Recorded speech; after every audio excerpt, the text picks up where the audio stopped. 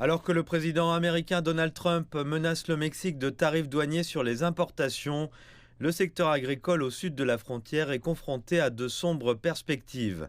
Les États-Unis ont importé pour plus de 49 milliards de dollars de produits agricoles du Mexique l'année dernière et achètent près de 90% du total des exportations internationales du Mexique.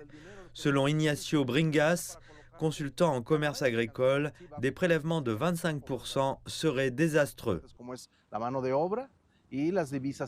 Cela aurait de graves conséquences. Plus de 2 millions de Mexicains travaillent dans l'agriculture et risquent de se retrouver au chômage si les exportations chutent, ce qui réduirait les recettes extérieures du pays. Les avocats, par exemple, produisent à eux seuls plus de 2 milliards de dollars par an.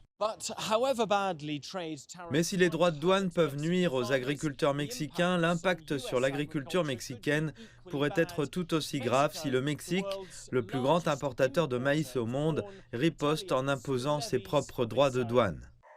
Les agriculteurs américains fournissent les 3/4 des importations agricoles totales du Mexique, soit plus de 29 milliards de dollars en 2023. Près de la moitié des ventes totales de maïs américain sont destinées au sud de la frontière.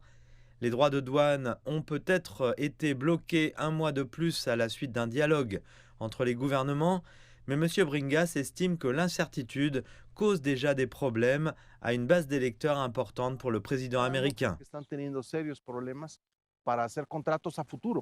Les agriculteurs américains ont aujourd'hui de sérieux problèmes pour garantir les futurs contrats qui, dans le secteur agricole, sont signés 6 mois à 1 an avant la production.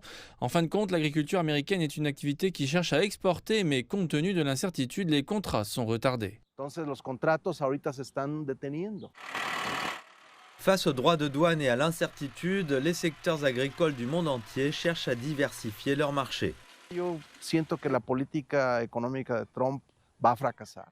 En fin de compte, je pense que les politiques économiques de Trump échoueront, car l'Europe, l'Asie et l'Amérique latine sont toutes en train de s'unir, de se rejoindre pour ouvrir de nouveaux marchés et augmenter les échanges. Le Mexique exporte actuellement des avocats et des baies vers la Chine, et c'est un marché très attractif parce qu'il peut payer des prix similaires à ceux pratiqués par les États-Unis.